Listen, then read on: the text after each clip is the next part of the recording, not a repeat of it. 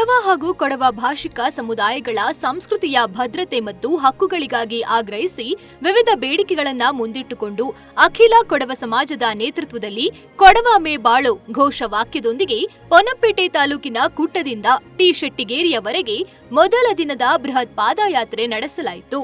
ದೇಶತಕ್ಕರು, ವಿವಿಧ ಕೊಡವ ಸಮಾಜ, ಕೊಡವ ಭಾಷಿಕ ಸಮುದಾಯಗಳ ಸಮಾಜದ ಮುಖ್ಯಸ್ಥರು, ವಿವಿಧ ಕೊಡವ ಸಂಘಟನೆಗಳ ಪ್ರಮುಖರು ಕುಟ್ಟ ಬಸ್ ನಿಲ್ದಾಣದಲ್ಲಿ ಶಾಂತಿಯುತ ಬೃಹತ್ ಪಾದಯಾತ್ರೆಗೆ ಚಾಲನೆ ನೀಡಲಾಯಿತು.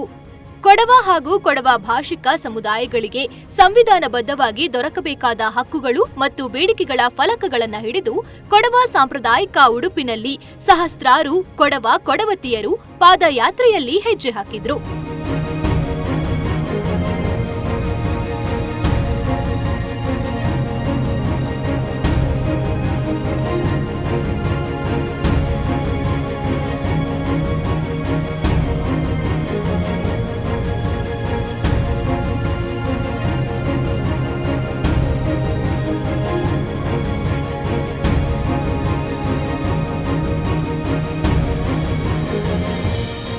ಕೊಡವ ಸಮುದಾಯದ ಸಾಂವಿಧಾನಿಕ ಹಕ್ಕು, ಸಂಸ್ಕೃತಿಯ ಭದ್ರತೆ, ಜನಾಂಗೀಯ ಅಸ್ತಿತ್ವವನ್ನ ಕಾಪಾಡುವುದು, ಜನಾಂಗೀಯ ನಿಂದನೆಯ ವಿರುದ್ಧ ಕ್ರಮ ಕೈಗೊಳ್ಳುವುದು ಸೇರಿದಂತೆ ತಮ್ಮ ಹಕ್ಕುಗಳ ಪ್ರತಿಪಾದನೆ ನೂರಾರು ಫಲಕಗಳು ಕೊಡವ ಮೇ ಬಾಳು ಪಾದಯಾತ್ರೆಯಲ್ಲಿ ಕಂಡುಬಂದವು. ಪಾದಯಾತ್ರೆ ಸಂಬಂಧ ಜಿಲ್ಲೆಯ ಪ್ರತಿ ನಾಡ್, ಊರ್, ಒಕ್ಕಗಳಲ್ಲಿ ಸ್ವಯಂ ಪ್ರೇರಿತರಾಗಿ ಜನರೇ ಪಾದಯಾತ್ರೆಯಲ್ಲಿ ಪಾಲ್ಗೊಂಡು ನಮ್ಮ ಹಕ್ಕಿಗಾಗಿ ಹೋರಾಡಲು ಸದಾ ಸಿದ್ಧ ಎಂಬ ಸಂದೇಶ ಸಾರಿದ್ರು. ಪಾದಯಾತ್ರೆಯನ್ನ ಅತ್ಯಂತ ಶಿಸ್ತುಬದ್ಧವಾಗಿ, ಯಾವುದೇ ಘೋಷಣೆಗಳಿಲ್ಲದೆ, ಭಾಷಣಗಳನ್ನ ಮಾಡದೆ, ಸಮುದಾಯಗಳ ಭಾವನೆಗಳಿಗೆ ಆಗಿರುವ ವೇದನೆಗಳಿಗೆ ಒತ್ತು ನೀಡಿ ಶಾಂತಿಯುತವಾಗಿ ನಡೆಸಲಾಯಿತು.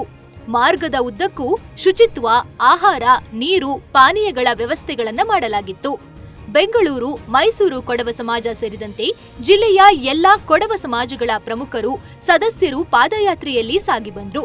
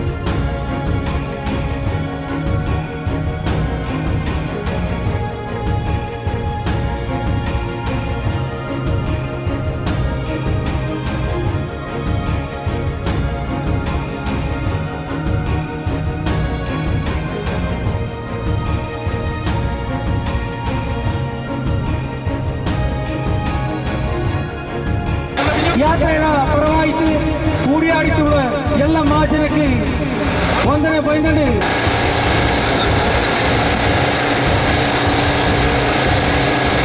ಈ ಯಾತ್ರೆ ಶ್ರೀಮಂಗಲ ತಿಂಜ ಮಿಂಜಕ್ರಿ ಟಿ ಶೆಟ್ಟಿಗೇರಿ ಗಪ್ಪರ പോയിനുണ്ട് ಯಾತ್ರೆ ಕೊಡವ ಸಂಸ್ಕೃತಿಯ ಕೊಡಗಡಿಲು ಬದುಕಿನುಳ್ಳ ಎಲ್ಲ ಮಾಜನಡ ನಲ್ಲಾಮಕ್ಕಾಯಿತು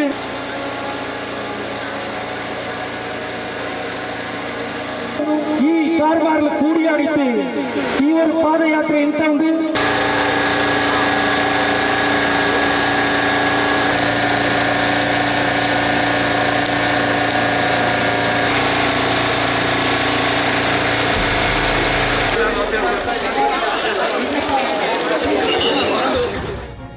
ಕೊಡವ ಮೇ ಬಾಳೋ ಪಾದಯಾತ್ರೆ ಫೆಬ್ರವರಿ 2ರಿಂದ ಕುಟ್ಟದಲ್ಲಿ ಆರಂಭ ಕಂಡು ಫೆಬ್ರವರಿ 7ರಂದು ಮಡಿಕೇರಿಯಲ್ಲಿ ಸಮಾರೋಪ ಕಾಣಲಿದೆ.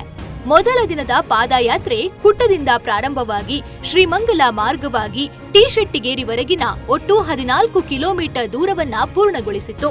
ಟಿ ಶೆಟ್ಟಿಗೇರಿಯಲ್ಲಿ ಟಿವಿ1ನೊಂದಿಗೆ ಮಾತನಾಡಿದ ಅಖಿಲ ಕೊಡವ ಸಮಾಜ ಅಧ್ಯಕ್ಷ ಪರಂದಂಡ ಸುಬ್ರಹ್ಮಣಿಯವರು ಪಾದಯಾತ್ರೆ ಒಟ್ಟು 82 ಕಿಲೋಮೀಟರ್ ದೂರವನ್ನ ಕ್ರಮಿಸಲಿದ್ದು 2ನೇ ಹಂತದ ಪಾದಯಾತ್ರೆ ಫೆಬ್ರವರಿ 3ರ ಬೆಳಗ್ಗೆ 9:30 ಗಂಟೆಗೆ ಮತ್ತೆ ಆರಂಭವಾಗಲಿದೆ.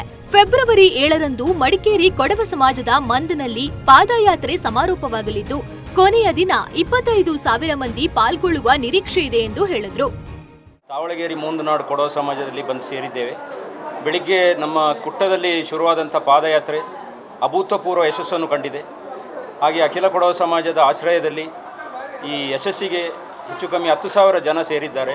ಅತ್ಯಂತ ಶಾಂತಿಪೂರ್ವಕವಾಗಿ ಅತ್ಯಂತ ಶಿಸ್ತುಬದ್ಧವಾಗಿ ಕೊಡವರ ಏನು ನಾಡು ನುಡಿ ನಡೆ ನುಡಿ ಇದೆ ಅದಕ್ಕೆ ಸರಿಯಾಗಿ ಈ ದಿವಸ ಇಲ್ಲಿ ಈ ದಿವಸ ಪ್ರಥಮ ದಿವಸದ್ದು ಸಮಾಪ್ತಿಯಾಗಿ ಇಲ್ಲಿ ಸೇರಿದ್ದೇವೆ. ನಮ್ಮ ಜೊತೆಯಲ್ಲಿ ಜೇನುಹುಳುಗಳಂತೆ ಕೆಲಸ ಮಾಡಿದ ವಿವಿಧ ಸಂಘಟನೆಯ ಯುವಕರಿದ್ದಾರೆ, ಅವರೇ ಇದಕ್ಕೆ ಬೆನ್ನೆಲುಬು. ಅದು ಅಲ್ಲದೆ ಜನರ ಭಾವನೆಗಳು ಕೂಡ ಇಂಥ ಒಂದು ಸಂದರ್ಭಕ್ಕಾಗಿ ಕಾಯ್ತಾ ಇತ್ತು ಅಂತ ಅನ್ನಿಸ್ತದೆ.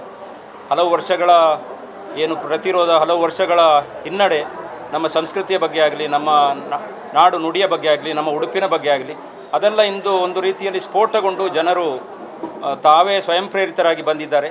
ಈ ಅಭೂತಪೂರ್ವ ಯಶಸ್ಸಿನ ಹಿಂದೆ ನಾನು ಹೇಳಿದಾಗೆ ನಮ್ಮ ಯುವಕರ ಪಡೆಯ ದೊಡ್ಡ ಬೆಂಬಲವಿದೆ. ಅವರ ಏನು ಕೆಲಸ, ಅದರ ಪ್ರತಿಫಲ ಈ ದಿವಸ ಎಲ್ಲರಿಗೂ ಕಾಣ್ತಾ ಇದೆ. ಹಾಗೆ ನಾಳೆಯಿಂದ ಕೂಡ ಅತ್ಯಂತ ಹುರುಪಿನಿಂದ ಜನ ಭಾಗವಹಿಸುವ ನಿರೀಕ್ಷೆ ಇದೆ. ಇದರ ಜೊತೆಗೆ ನಮ್ಮ ಕೊಡವ ಭಾಷಿಕರು ಹೆಚ್ಚಿನ ಸಂಖ್ಯೆಯಲ್ಲಿ ಇವತ್ತು ಸೇರಿದ್ದು ಕೂಡ ಒಂದು ವಿಶೇಷ.